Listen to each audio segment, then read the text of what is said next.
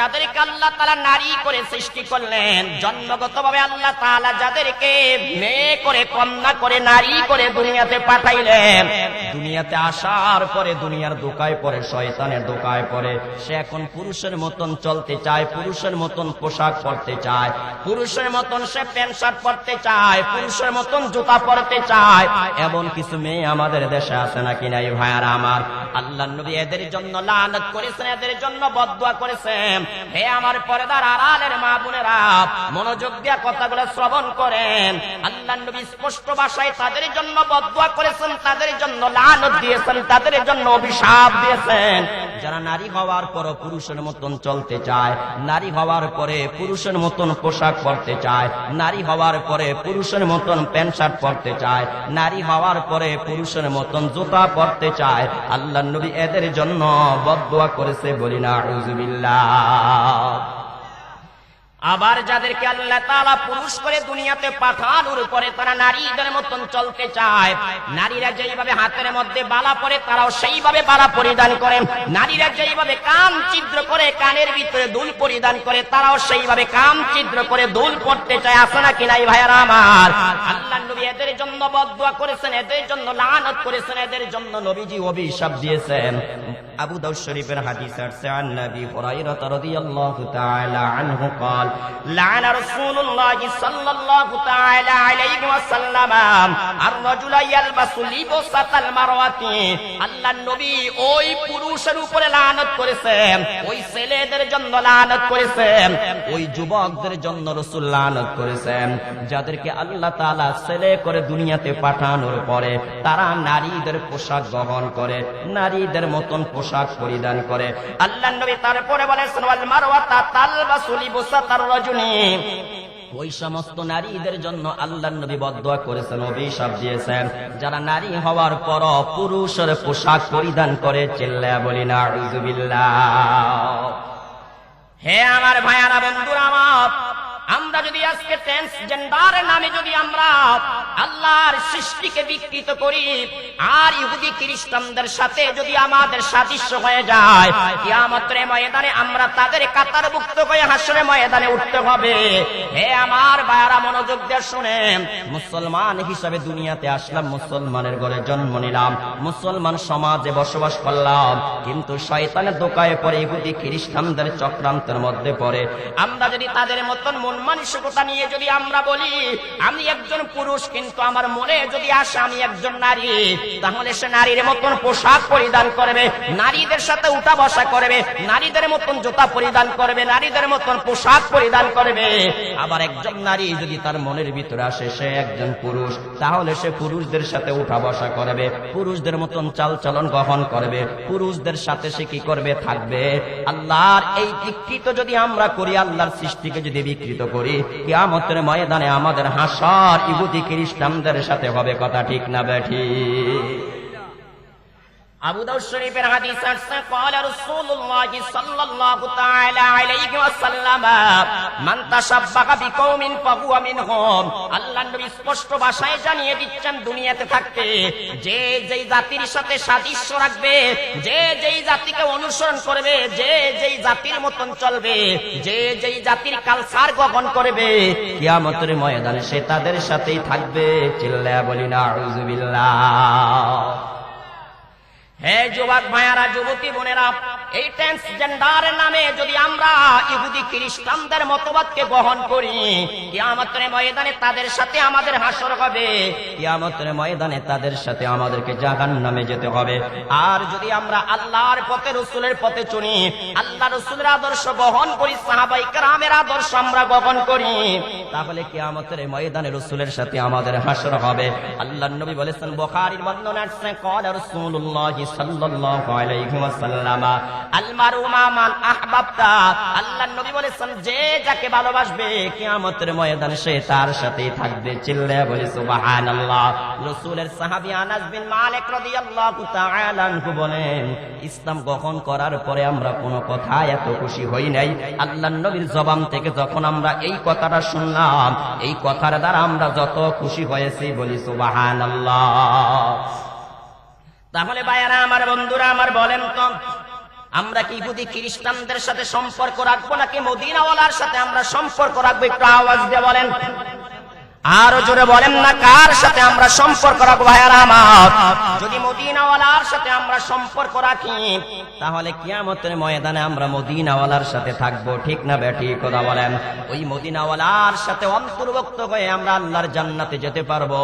আল্লাহ তাআলা সূরাতুন নিসার মধ্যে জানিয়ে দিচ্ছেন, ওয়া মাইয়ুতি'ল্লাহা ওয়ার রাসূলা ফাউলাইকা মা'আল্লাযীনা আন'আমা আল্লাহু আলাইহিম মিনান নাবিয়্যিনা ওয়াস সিদ্দিকিনা ওয়াশ শুহাদা'i ওয়াস সালিহিন। আল্লাহ বলেন যে আমি আল্লাহকে মানবে, আমার রাসূল মুহাম্মদকে মানবে, এই মানুষগুলা কিয়ামতের ময়দানে 4 শ্রেণীর মানুষের অন্তর্ভুক্ত হয়ে আল্লাহর জান্নাতে প্রবেশ করবে। বলে সুবহানাল্লাহ। আল্লাহ বলেন, 1 নম্বরে যারা আমাকে মানবে, 2 নম্বরে আমি নবী মুহাম্মদ আর আমার নবী মুহাম্মদকে মানবে, এই মানুষগুলোর হাসরে কিয়ামতের ময়দানে নবীদের সঙ্গে হবে। এই মানুষগুলোর হাসরে কিয়ামতের ময়দানে সিদ্দিকীনের সঙ্গে হবে। এই মানুষগুলোর হাসরে কিয়ামতের ময়দানে শহীদের সঙ্গে হবে। এই মানুষগুলোর হাসরে কিয়ামতের ময়দানে সালেহিনদের সঙ্গে হবে। হে আমার ভাইয়ারা, বন্ধুরা আমার, তাফসীর ইবনে কাসিরের মধ্যে আল্লামা ইবনে কাসির রাহমাতুল্লাহি আলাইহি লিখেছেন, কিয়ামতের ময়দানে জান্নাতীদের কাতার হবে 4টা। কয়টা? একটু আওয়াজ দেবেন ভাইয়ারা আমার। 4 দল হবে, 4 প্রকার মানুষ জান্নাতে যাবে। 1 নম্বরে নবী রাসূল যারা, 2 নম্বর সিদ্দিকিন যারা, 3 নম্বর শহীদ যারা, 4 নম্বর সালেহিন যারা। আল্লাহ বলেন এই 4 প্রকার মানুষ জান্নাতে যাবে।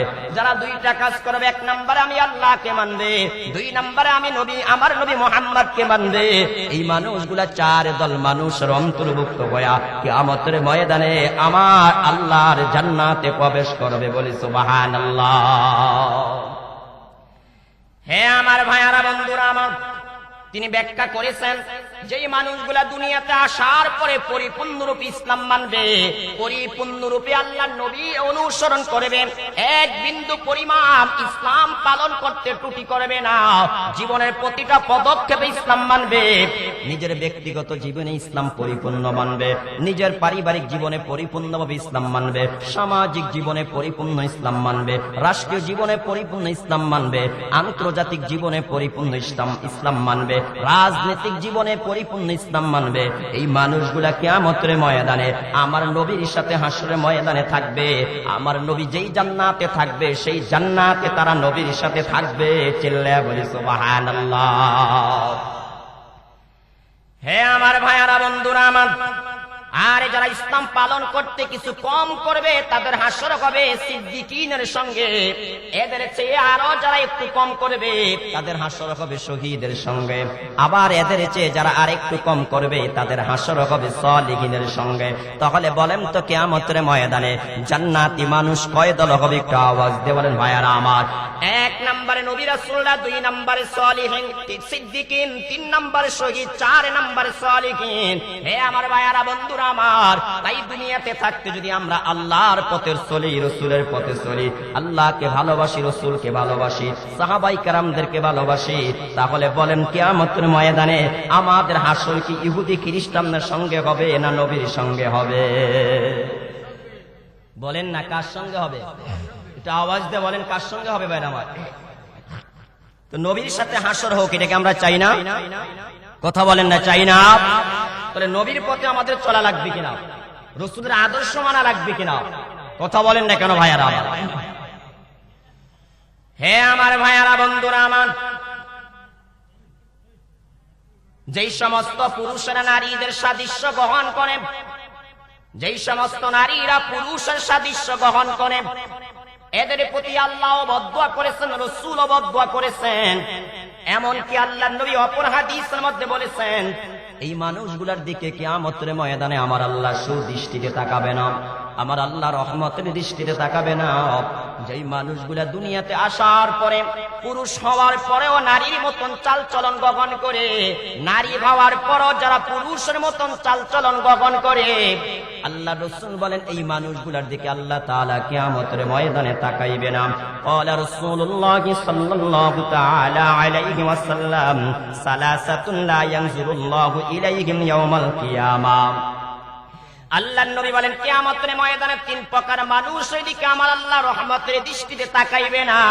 আল্লাহর নবী এক নম্বরে বলেন আল আকুলি ওয়ালিদাইহি, ওই সন্তান যেই সন্তান মা বাবার নাফরমানি করে, মা বাবার সাথে নাফরমানি করে, মা বাবার অবাধ্য হয়, যতদিন নিজে নিজের পায়ে দাঁড়াইতে পারে না অথবা প্রতিষ্ঠিত হইতে পারে না ততদিন পর্যন্ত মা বাবার খবর রাখে, মা বাবার সাথে ভালো সম্পর্ক রাখে, মা বাবার কাছে বারবার ফোন দেয়।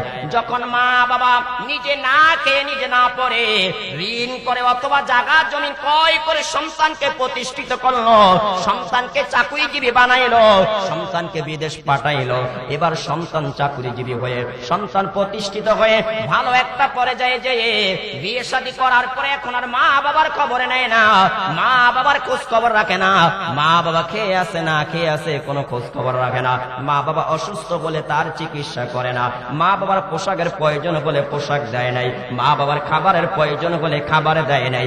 বলেন তো এমন কিছু সন্তান আমাদের দেশে আছে নাকি না? আল্লাহর নবী বলেন এমন সন্তানের দিকে কিয়ামতের ময়দানে আমার আল্লাহ রহমতের দৃষ্টিতে তাকাইবে না। দুই নাম্বার রাসূল বলেছেন ওয়াল মারওয়াতুল মুতারাজ্জিলাতু, হে পর্দার আড়ালের মা বোনেরা, আল্লাহর নবী দুই নাম্বারে বলেন যেই নারী নারী হওয়ার পরেও পুরুষের সাদৃশ্য গ্রহণ করে, আল্লাহ তাকে নারী করে বানাইলেন, নারী হওয়ার পরেও ওই নারী পুরুষের মতন চালচলন গ্রহণ করে, পুরুষরা জিন্সের প্যান্ট পরে সে নারী হওয়ার পরও জিন্সের প্যান্ট পরিধান করে, পুরুষরা টি শার্ট পরিধান করে সে নারী হওয়ার পরও টি শার্ট পরিধান করে, পুরুষরা কি করে চামড়ার জুতা পরে, বুট জুতা পরে, পুরুষের জুতা পরে সে নারী হওয়ার পরও এমন জুতা পরিধান করে। আল্লাহর নবী বলেন এমন নারী যেই নারী নারী হওয়ার পরও পুরুষের সাদৃশ্য গ্রহণ করে, আল্লাহ কিয়ামতের ময়দানে এই নারীর দিকে রহমতের দৃষ্টিতে তাকাইবে না। চিল্লায়া বলি না আউযুবিল্লাহ। তিন নম্বরে রাসূল বলেন ওয়াদাইয়ুস, হে পর্দার আড়ালের মা বোনেরা, যুবক ভাইয়ারা মনোযোগ দিয়ে শুনেন, এক নম্বরে কি করবে না, ওই সন্তানের দিকে আমার আল্লাহ রহমতের দৃষ্টিতে তাকাইবে না যেই সন্তান মা বাবার নাফরমানি করে।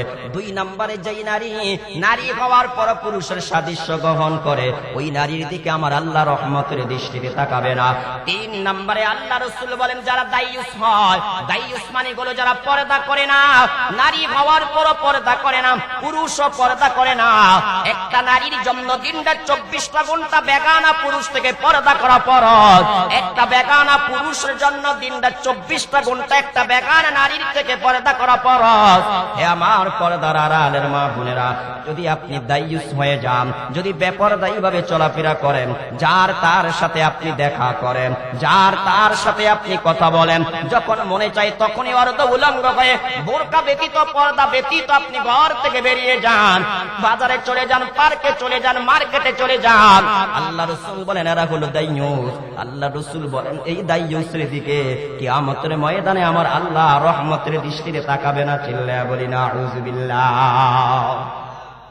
হে আমার ভাইয়ারা বন্ধুরা, আমার অপরে বন্ধনে আসছে ক্বালা রাসূলুল্লাহ সাল্লাল্লাহু তাআলা আলাইহি ওয়াসাল্লাম সালাসাতুন লা ইয়াদখুলুনাল জান্নাহ, নবী বলেন তিন প্রকার মানুষ আল্লাহর জান্নাতে প্রবেশ করবে না। বলেন তো কয় প্রকার মানুষ? একটা আওয়াজ দিয়ে বলেন ভাইয়ারা আমার।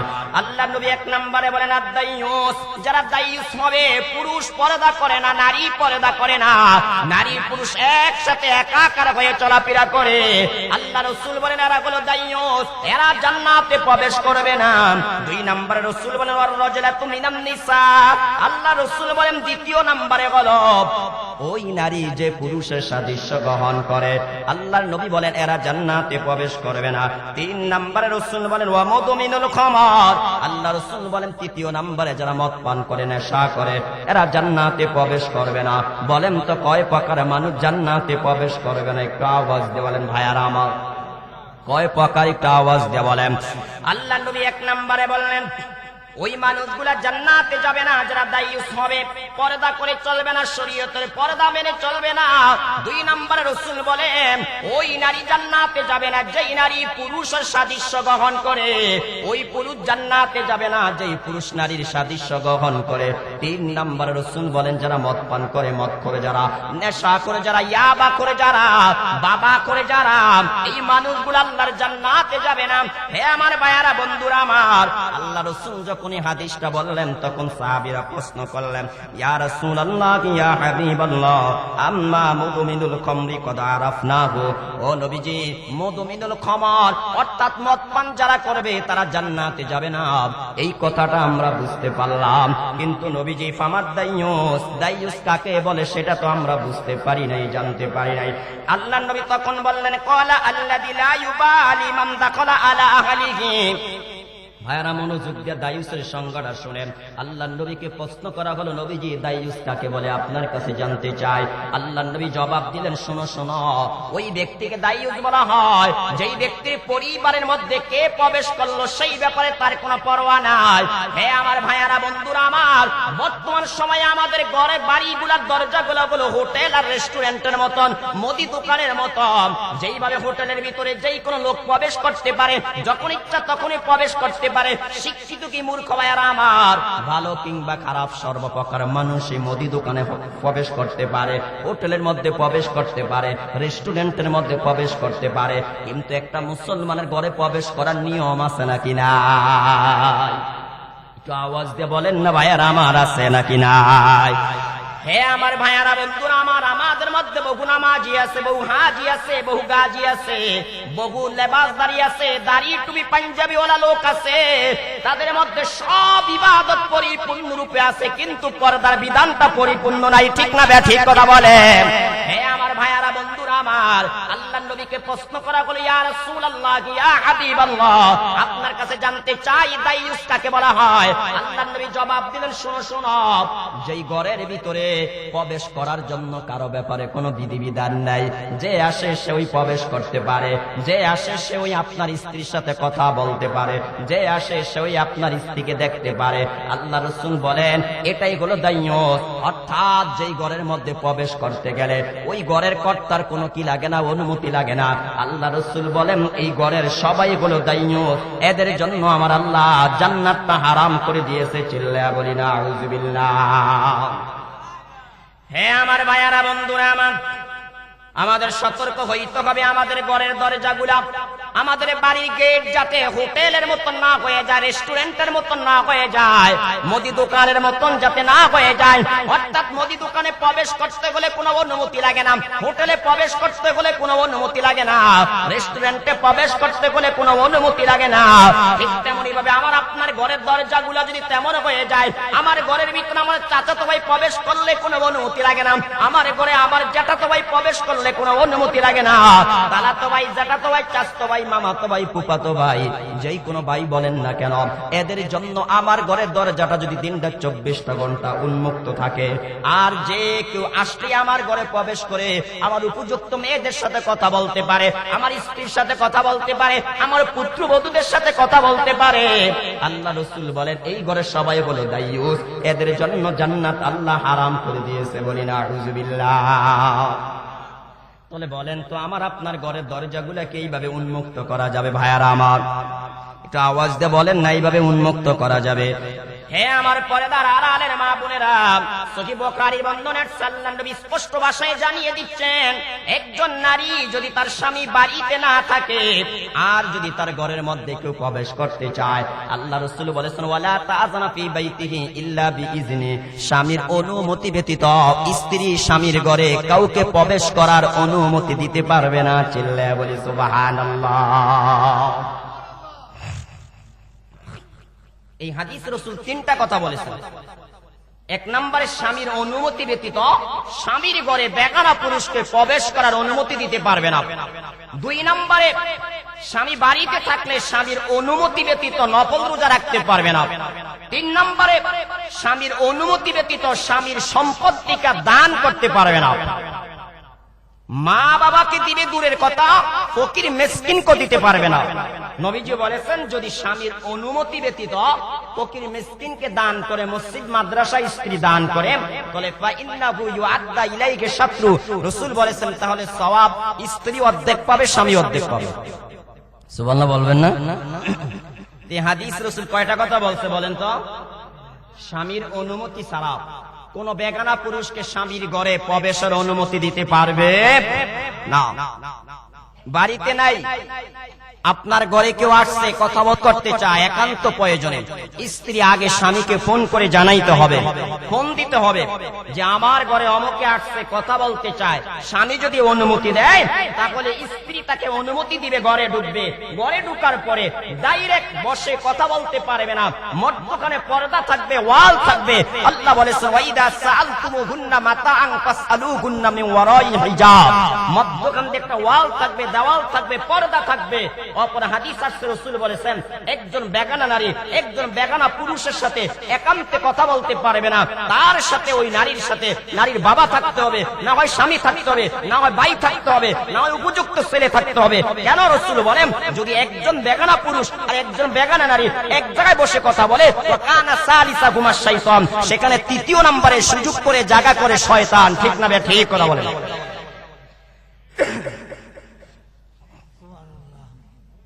কথাগুলো বাস্তব না অবাস্তব বলেন তো? কথা বলেন না, বাস্তব না অবাস্তব? তৃতীয় নম্বরে শয়তান থেকে সেখানে সুযোগ নেয়।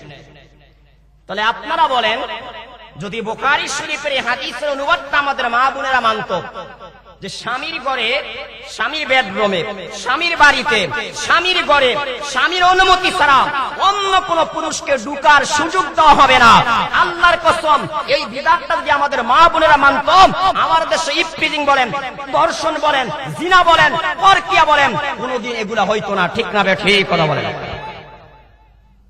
কিন্তু বর্তমান অবস্থা হলো স্বামীর সাথে এত মহব্বত নাই, স্বামীর সাথে এত ভালোবাসা নাই, স্বামীর সাথে এত প্রীতি নাই, স্বামীর সাথে এত মধুর কথা হয় না, স্বামীকে দেখে এত মধুর হাসি আসে না। অন্য একটা বেগানা পুরুষকে, বেগানা ছেলেকে দেখে যেই পরিমাণ আনন্দ আর ভালোবাসা হাসি দেয়। ঠিক না? ঠিক কথা বলেন।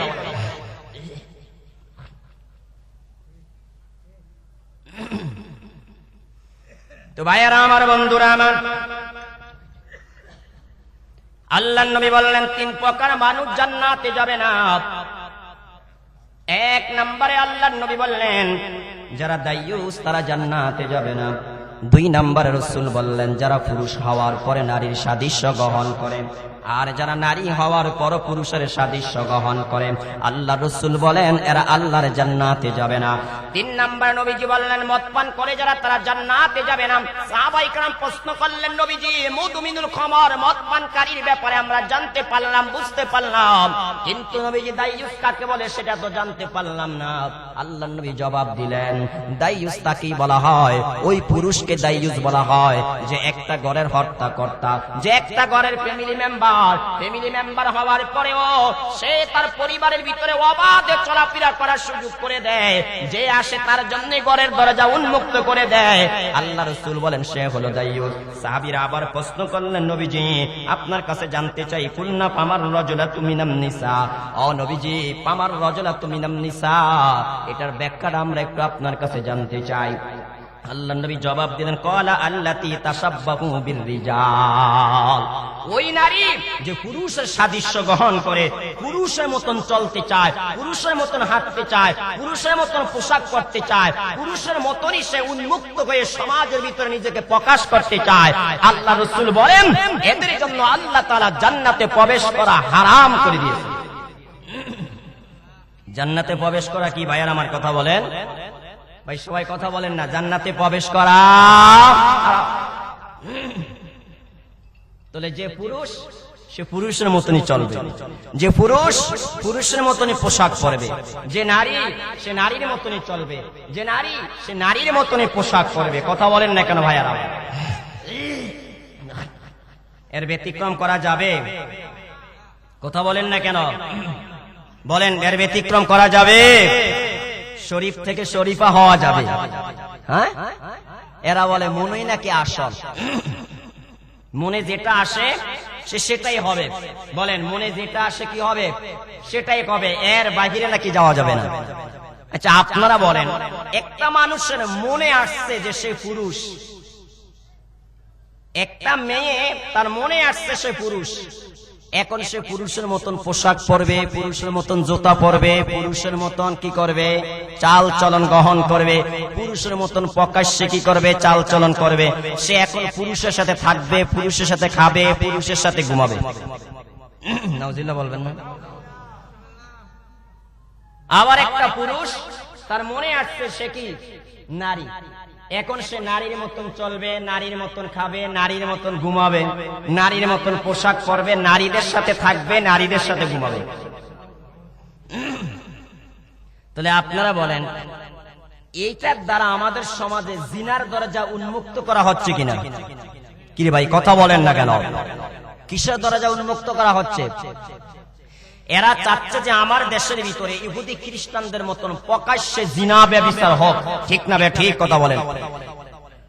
অথচ যেখানে আল্লাহ তাআলা স্পষ্ট ভাষায় জানিয়ে দিচ্ছেন ওয়ালা তাকরাবুজ জিনা ইন্নাহু কানা ফাহিশাতাও ওয়া সাআ সাবিলা, আল্লাহ বলেন তোমরা জিনা করবে না তো করবে না, জিনার কাছেও তোমরা যেও না। আল্লাহ বলেন তোমরা জিনার কাছেও যেও না, কারণ এই রাস্তাটা সবচেয়ে খারাপ রাস্তা, সবচেয়ে নিকৃষ্টতম রাস্তা, সেই রাস্তার নাম হলো জিনা। আপনারা বলেন জিনা করা হালাল না হারাম? তো মুসলমান আওয়াজ দিয়ে বলেন না, হালাল না হারাম? হ্যাঁ, তার বিপরীত যে বিবাহ সেটা হালাল। বলেন বিবাহ কি হালাল? আর বিবাহের বহির্ভূত যে কাজ করা হয় সেটাকে জিনা বলা হয়। এটা হালাল না হারাম? সবাই একটু আওয়াজ দিয়ে বলেন না, হালাল না হারাম? হারাম। হারাম কাজ করে যারা, তারা কি কখনো বা এই বিভিন্ন কৌশলে কলা কৌশলে আমাদের সন্তানদেরকে হারাম কাজে যারা লিপ্ত করাইতে চায়, এরা কি কখনো আমাদের বন্ধু হতে পারে? বলেন বন্ধু হইতে পারে? এই পৃথিবীতে সর্বপ্রথম সমকামিতা চালু করেছে লূত নবীর উম্মতেরা। বলেন কোন নবীর উম্মতেরা?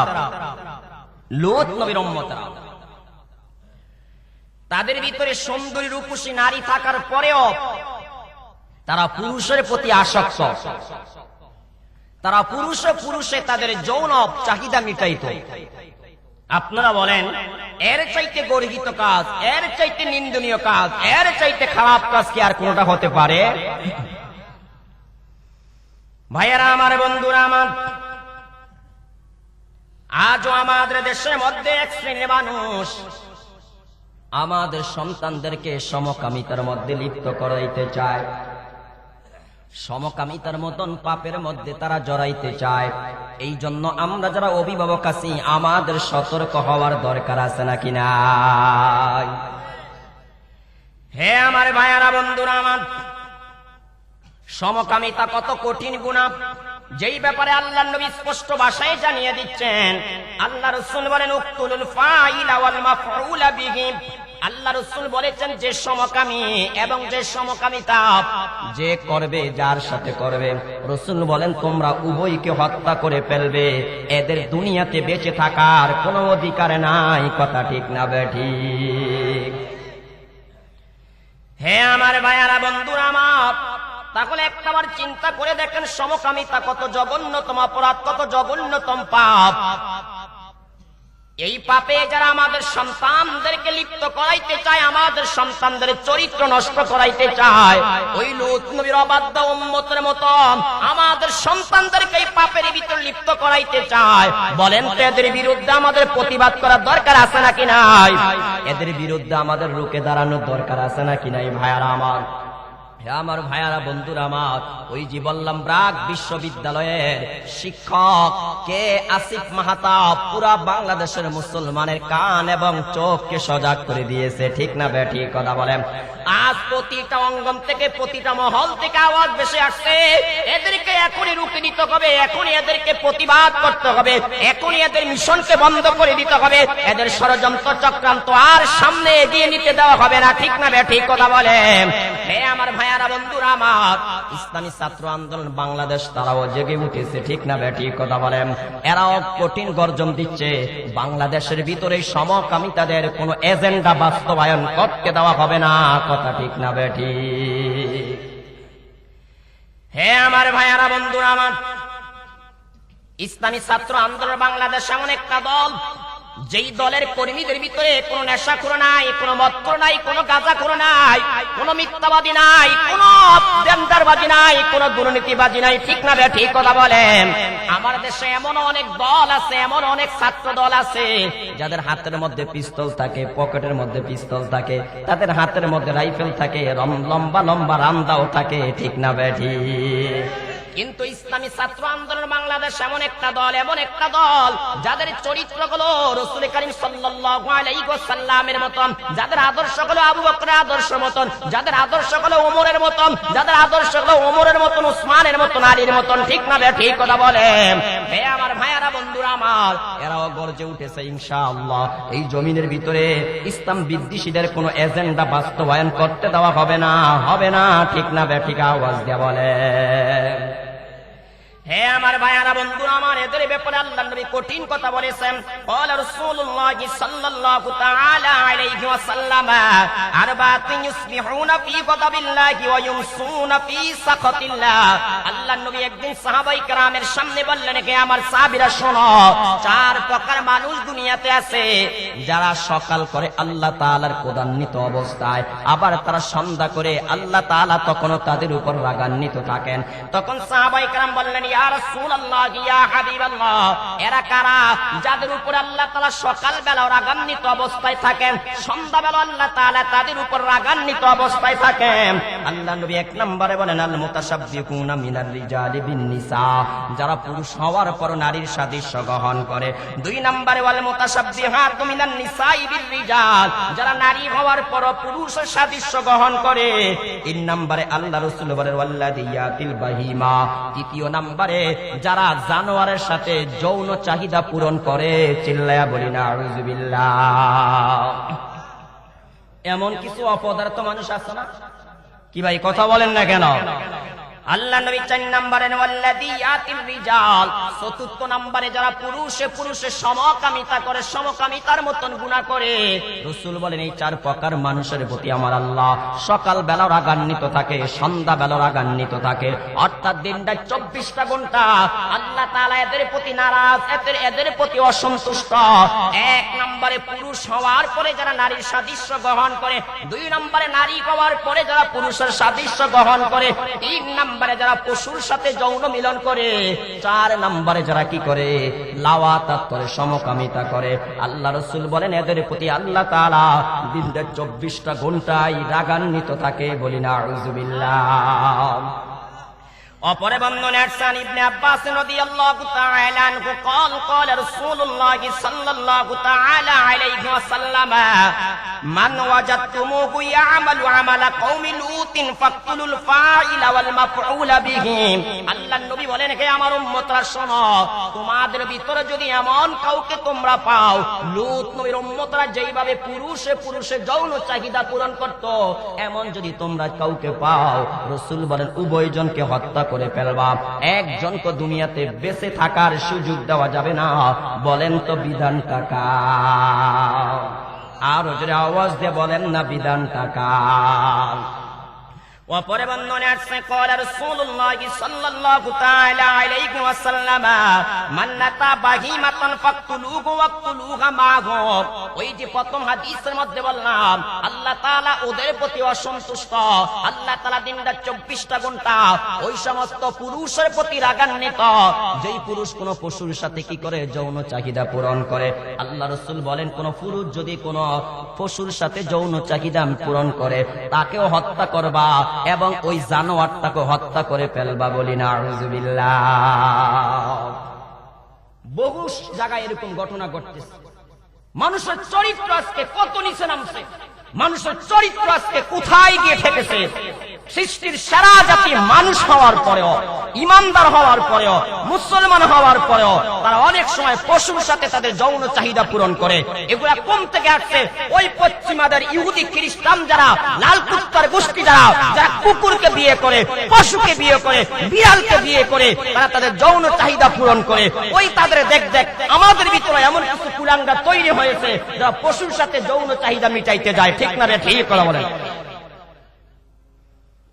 আল্লাহ রাসূল স্পষ্ট ভাষায় জানিয়ে দিলেন, তোমরা তাকে হত্যা করবে, পশুটাকে হত্যা করে ফেলবা। বলেন তো ফুসুর কোনো দোষ আছে? কথা বলেন না। সে কি কথা বলতে পারে? হ্যাঁ বলেন না ভাই। রাসূল বলছেন তাকে হত্যা করবে, ওই পশুটাকে কি করে ফেলবে? বলেন না ভাই, আর আমার কি করে ফেলবে বলেন? অপরে বর্ণনা আসছে ক্বালা রাসূলুল্লাহ সাল্লাল্লাহু তাআলা আলাইহি ওয়াসাল্লাম সিত্তাতুন সাবআতুন লা ইয়ানজুরুল্লাহু ইলাইহিম আল খালিক ইয়াউমাল কিয়ামাহ ওয়া লা ইউযাক্কিহিম ওয়া ইউদখিলুহুমুন নার।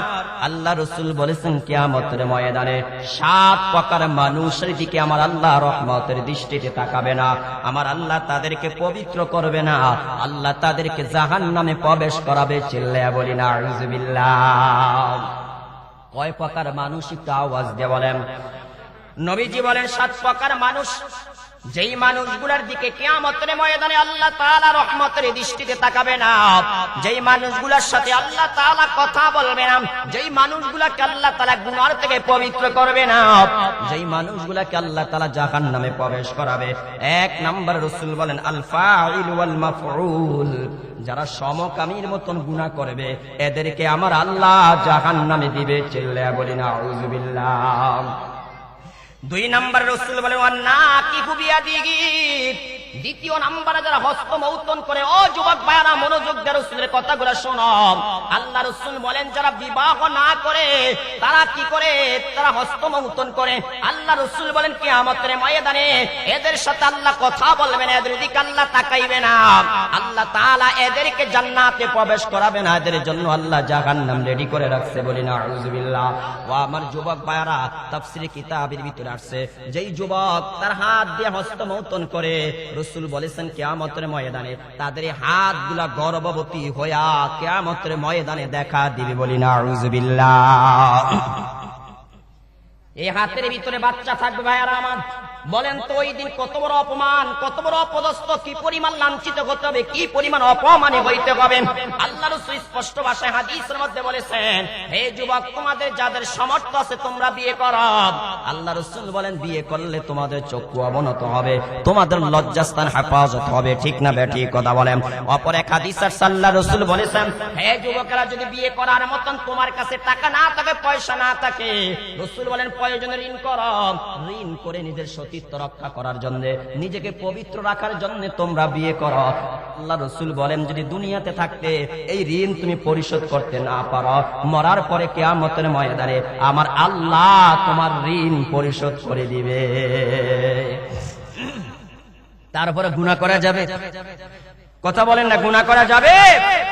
আল্লাহ রাসূল কত কঠিন কথা বলেছেন ওয়ান্নাকিহু বিয়াদিহি, যেই যুবক বিবাহ না করে হাতকে বিয়ে করেছে। কারে বিয়ে করেছে? কথা বলেন না, কারে বিয়ে করছে? মানে হাত দিয়ে হস্তমৈথুন করে। বলেন তো এটা হালাল না হারাম? ভাই একটু আওয়াজ দিয়ে বলেন না হালাল না হারাম? আল্লাহ রাসূল 3 নম্বরে বলেন ওয়ানাকিহুল বাগীমা, যারা চতুষ্পদ জন্তুকে বিয়ে করে। ওই যে বললাম কুকুরকে তারা স্বামী বানায়। কথা বলেন না কেন? হ্যাঁ, ইহুদি খ্রিস্টানের মেয়েরা এখন পুরুষকে তারা স্বামী বানায় না, কুকুরকে তারা স্বামী বানায়। নাউযুবিল্লাহ। বিড়ালকে তারা স্বামী বানায়, হিংস্র প্রাণীকে তারা স্বামী বানায়। এত সৃষ্টির শ্রেষ্ঠ একটা মাখলুক হওয়ার পরেও, এত সুন্দর করে আল্লাহ বানানোর পরে, এত সুন্দর পদ্ধতি মানুষের জন্য দেওয়ার পরেও যারা পশুর সাথে জানোয়ারের সাথে তাদের যৌন চাহিদা পূরণ করায়, আপনারা বলেন এরা কি মানুষের কাতারে পড়তে পারে? আল্লাহ রাসূল 3 নম্বরে বললেন যারা চতুষ্পদ জন্তুকে বিয়ে করে। 4 নম্বরে ওয়ানাকিহুল মারওয়াতি মিন দুবুরিহা। হে আমার যুবক ভাইরা মনোযোগ দিয়ে শুনেন, আল্লাহ রাসূল 4 নম্বরে বলেন যেই স্বামী তার স্ত্রীর পিছনের রাস্তা ব্যবহার করে। চিল্লায়া বলি না আউযুবিল্লাহ। এটা আল্লাহ তাআলা হারাম করে দিয়েছেন, চিরতরে হারাম। 5 নম্বরে রাসূল বলেন জামিউ বাইনাল মারওয়াতি ওয়া ইবনাতিহা। আল্লাহ রাসূল 5 নম্বরে বলেন ওই পুরুষ জান্নাতে যাবে না, তার সাথে আল্লাহ কথা বলবে না, তাকে পবিত্র করবে না। যেই পুরুষ একজন মহিলাকে বিয়ে করেছে, ওই মহিলার ঘরের ভিতরে আগের ঘরের মেয়ে আছে, তার আগে একটা বিয়ে হয়েছে, ওই ঘরের মধ্যে তার আগের একটা কন্যা আছে, মেয়ে আছে, ওই মহিলা ওই কন্যা কোষে বিয়ে করেছে। আল্লাহ রাসূল বলেন এই পুরুষ পুরুষের জন্য আল্লাহ তাআলা জাহান্নাম রেডি করে রেখেছে, বলি না আউযুবিল্লাহ। বর্তমান সময়ে তো দেখা যায় সৎ মা কেমন কি আপন মায়ের সাথে ছেলে হয়ে জিনা করে, আছে নাকি নাই কথা বলেন? এমন বাবা আছে যেই বাবা নিজের মেয়ের চরিত্র নষ্ট করে, নিজের মেয়ের চরিত্র হরণ করে, এমন কিছু কুলাঙ্গার বাবা বর্তমান আমাদের দেশে আছে নাকি নাই ভাইয়ারা আমার?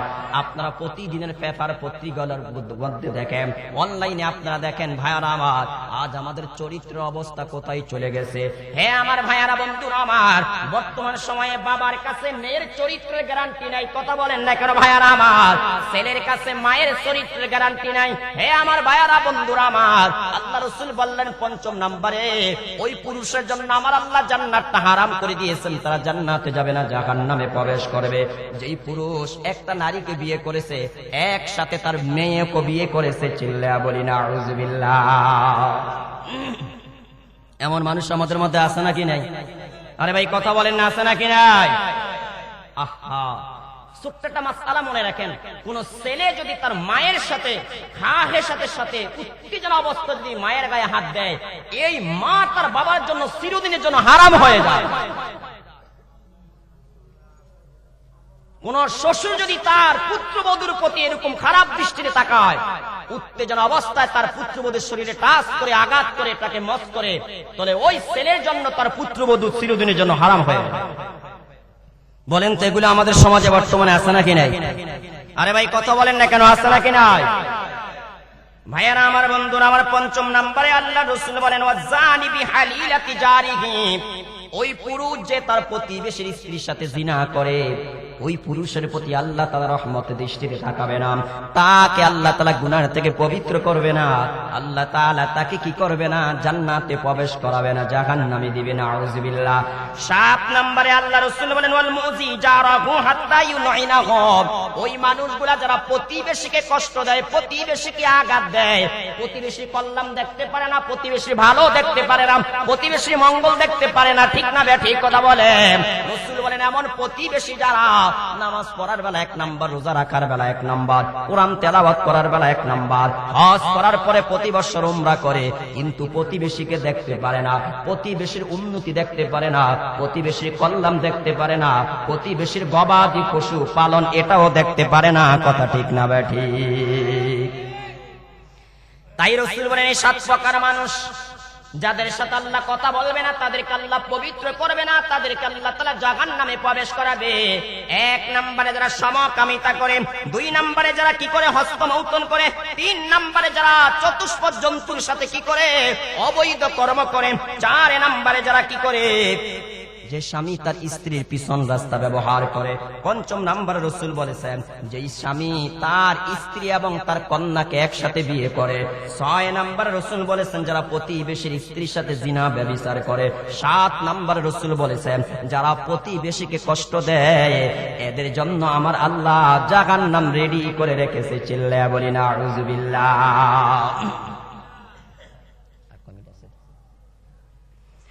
ভাইয়ারা আমার বন্ধুরা আমার, ইবনে মাজার হাদিস আসছে, ইবনে আব্বাস রাদিয়াল্লাহু তাআলা আনহু বলেন আল্লাহ রাসূল বলেছেন মান ওয়াকা আলা যাতি মাহরামিন ফাকতুলুহু ওয়া মান ওয়াকা আলা বাহিমাতিন ফাকতুলুহু ওয়াকতুলুল বাহিমা। এখানে সুন্দর একটা কথা মনে রাখেন, আজ বর্তমান সময়ে কোরআনের বিধান না থাকার কারণে চোরেরা চুরি করে রেহাই পেয়ে যায়, ডাকাতেরা ডাকাতি করে রেহাই পেয়ে যায়, দুর্নীতিবাজরা দুর্নীতি করে রক্ষা পেয়ে যায়, জিনাখোরেরা জিনা করে রক্ষা পেয়ে যায়, সমকামী তারা সমকামী করে রক্ষা পেয়ে যায়, কথা ঠিক না ঠিক?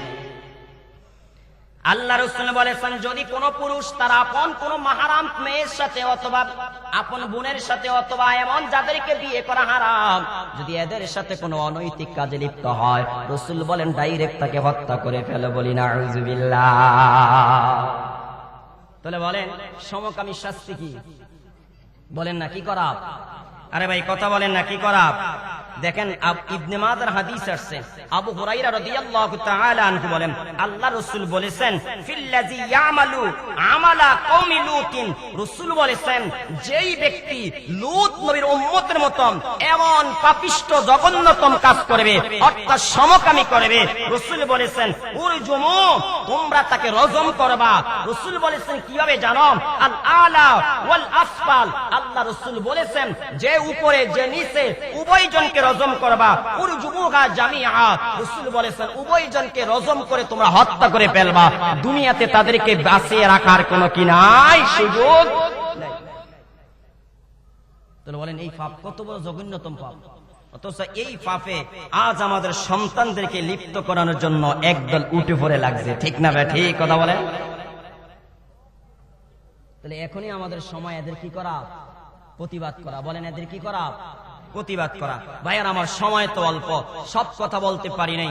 আমি মাহাসেল কথাটা বলি, সমকামীদের শাস্তি, সমকামীদের শাস্তির ব্যাপারে সমস্ত ওলামায়ে কেরাম একমত। জিনার যেই শাস্তি, সমকামিতার সেই শাস্তি। যদি নারী পুরুষ যেইভাবে জিনা করলে বিবাহিত হলে তাদেরকে রজম করতে হয়, অবিবাহিত হলে 100 বেতের আঘাত করতে হয়, ঠিক তেমনি ভাবে যারা সমকামিতার মতন গুনাহ করবে যদি বিবাহিত হয় তাদেরকে রজম করে হত্যা করে ফেলতে হবে, অবিবাহিত হলে তাদেরকে 100 বেতের আঘাত করতে হবে। এদেরকে হত্যা করা এটা আল্লাহ রাসূলের চূড়ান্ত বিধান। তবে হত্যা করার পদ্ধতি বিভিন্ন ধরনের আসছে। যেমন এক হাদিসে আসছে যে তাদেরকে আগুন দিয়ে জ্বালাইয়া ফেলতে হবে। নাউজুবিল্লাহ বলেন, কত বড় কঠিন পাপ এটা বলেন তো। যেখানে হাদিসে স্পষ্ট ভাষায় বলা হয়েছে যারা সমকামিতার মতন গুনাহ করবে এদেরকে আগুন দিয়ে জ্বালিয়ে ফেলতে হবে। 2 নম্বরে বিবাহিত হলে রজমের শাস্তি দিবে, অবিবাহিত হলে তাদেরকে 100 বেতের আঘাত করবে। 3 নম্বরে যেই কথাটা বলা হয়েছে এলাকার সবচেয়ে উঁচু বিল্ডিং, যারা উঁচু বিল্ডিং যেটা সবচেয়ে উঁচু দালান যেটা, সেটার থেকে তাকে ধাক্কা দিয়ে ফেলে দিতে হবে। ফেলে দিয়ে তারপরে তাকে পাথর মেরে রজম করে তাকে হত্যা করে ফেলতে হবে। নাউজুবিল্লাহ বলবেন না?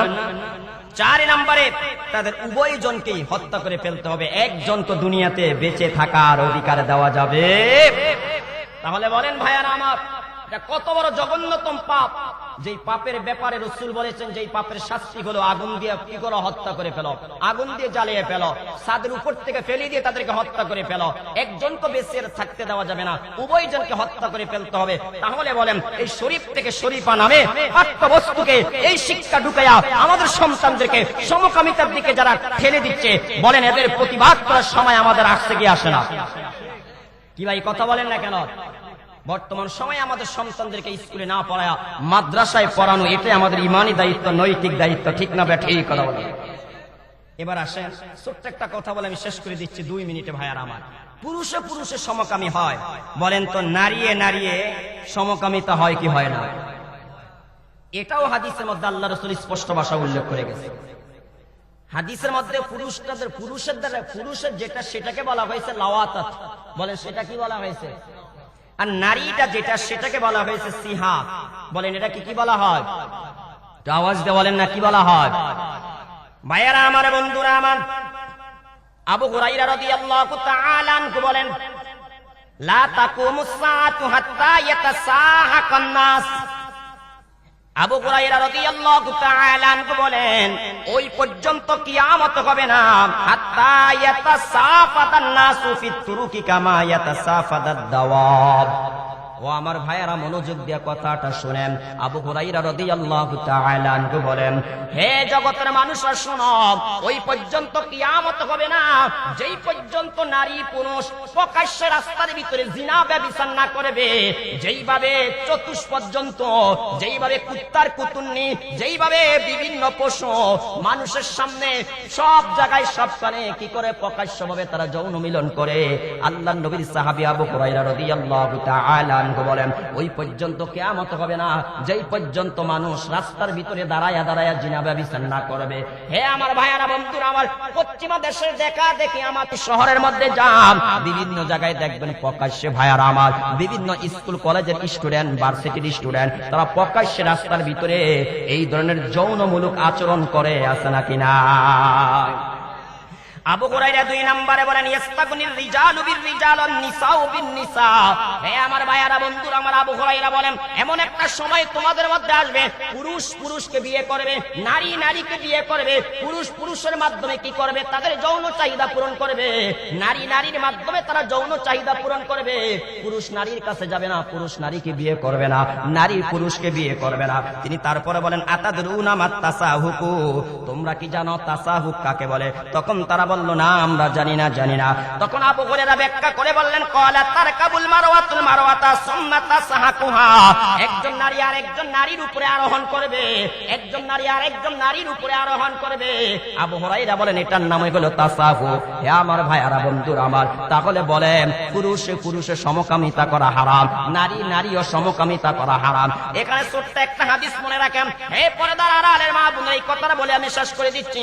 ক্বালা রাসূলুল্লাহ সাল্লাল্লাহু আলাইহি ওয়াসাল্লাম লা ইয়ানজুরু রাজুলু ইলা আওরাতির রাজুলি ওয়া লা তানজুলু মারওয়াতু ইলা আওরাতিল মারওয়া। রাসূল বলেন কোন পুরুষ তার পুরুষের সতরের দিকে তাকাইতে পারবে না, কোন নারী ও অপর নারীর সতরের দিকে তাকাইতে পারবে না। একটা পুরুষ আর একটা পুরুষের সতরের দিকে তাকানো হারাম, একটা নারী আর একটা নারীর সতরের দিকে তাকানো হারাম। তবে ডাক্তারের কাছে গেলে সেটা ভিন্ন কথা, ঠিক না ঠিক কথা বলেন? আল্লাহ রাসূল তারপরে বলেন ওয়ালা ইউফতির রাজুলু ইলার রাজুলি ফিস সাওবিল ওয়াহিদ, একজন পুরুষ আর একজন পুরুষের সাথে একই কম্বলের নিচে ঘুমাইতে পারবে না, একজন পুরুষ আর একজন পুরুষের সাথে একই কাঁথার নিচে ঘুমাইতে পারবে না, একই খাটের মধ্যে ঘুমাইতে পারবে না। রাসূল তারপরে বলেন ওয়ালা তুফদিল মারওয়াতু ইলাল মারওয়াতি ফিস সাওবিল ওয়াহিদ, একজন নারী দুইজন নারী একই কম্বলের নিচে ঘুমাইতে পারবে না, একই কাঁথার নিচে ঘুমাইতে পারবে না। এমনকি দুই ভাই, উপযুক্ত ভাই, যুবক ভাই একই কম্বলের নিচে ঘুমাইতে পারবে না, দুই উপযুক্ত বোন একই কম্বলের নিচে ঘুমাইতে পারবে না, দুই জাল একই কম্বলের নিচে ঘুমাইতে পারবে না। আপনার দুই ছেলে দুজন বিদেশ চলে গেছে, দুজনে বিবাহ করছে, এখন দুই জাল একসাথে একই কম্বলের নিচে একই খাটে ঘুমায়। আল্লাহ বলেন এটা হারাম, রাসূল বলে এটা হারাম, কেননা তাদের ভিতরে শয়তান ধোঁকা দিয়ে গুনার মধ্যে লিপ্ত করাইতে পারে। কথা ঠিক না ঠিক? কথা বলেন না, এটা হালাল না হারাম? কোন পুরুষ কোন পুরুষের সতর দিকে দেখতে পারবে না, কোন নারী কোন নারীর সতর দিকে দেখতে পারবে না, দুই পুরুষ একই কম্বল নিচে ঘুমাইতে পারবে না, দুই নারী একই কম্বল নিচে ঘুমাইতে পারবে না, এক খাটে ঘুমাইতে পারবে না। যদি ঘুমাইতে হয় কম্বল আলাদা হবে, খাতা আলাদা হবে। কথা বলেন না কেন ভাইয়ার আমার? মধ্যখান দিয়ে কোনো কি থাকতে হবে? প্রতিবন্ধকতা থাকতে হবে। অপরে হাদিসে বলছেন রাসূল তোমরা কখনোই কোন নারীর সাথে একবারে উলঙ্গ হয়ে কোন নারীর দিকে তাকাইবে না, দেখবে না। আর এই নারীর শরীরের গঠন দেখে, তার শরীরের সৌন্দর্য দেখে সে তার স্বামীর কাছে বলবে, আর ওই স্বামী মনে করবে যে মনে হয় এই নারীটাকে সে দেখতে আছে। রাসূল বলেন এটা করার দ্বারা তোমাদের স্বামীর ভালোবাসা তোমাদের মন থেকে উঠে যাবে। ঠিক না ঠিক কথা বলেন? তো ভাইয়ার আমার, বন্ধুরা আমার, যেভাবে পুরুষে পুরুষের সমকামী হারাম, ঠিক তেমনি ভাবে নারী নারী ও সমকামী করা কি হারাম। আল্লাহ তাআলা স্পষ্ট ভাষায় জানিয়ে দিচ্ছেন এগুলো হারাম, রাসূলও জানিয়ে দিচ্ছে এগুলো হারাম। তাহলে আল্লাহ তাআলা আমাদের সকলকে এই গুনাহগুলোর থেকে বেঁচে থাকার তৌফিক দান করেন। এগুলো নিয়ে আমরা কখনো কথা বলি নাই। বর্তমানে যেহেতু আমাদের দেশের ভিতরে আমাদের সন্তানদেরকে সমকামী বানানোর জন্য, আমাদের সন্তানদেরকে অর্ধ উলঙ্গ করে রাস্তাঘাটে নামানোর জন্য ষড়যন্ত্র চক্রান্ত চলছে, এই জন্য সর্বমহল থেকে আওয়াজ উঠেছে। এখনই সময় এগুলা বলে জাতিকে সতর্ক করা। ঠিক না ঠিক কথা বলেন? সুবহানাকাল্লাহুম্মা ওয়া বিহামদিকা আশহাদু আল্লা ইলাহা ইল্লা আনতা আস্তাগফিরুকা ওয়া আতুবু ইলাইক।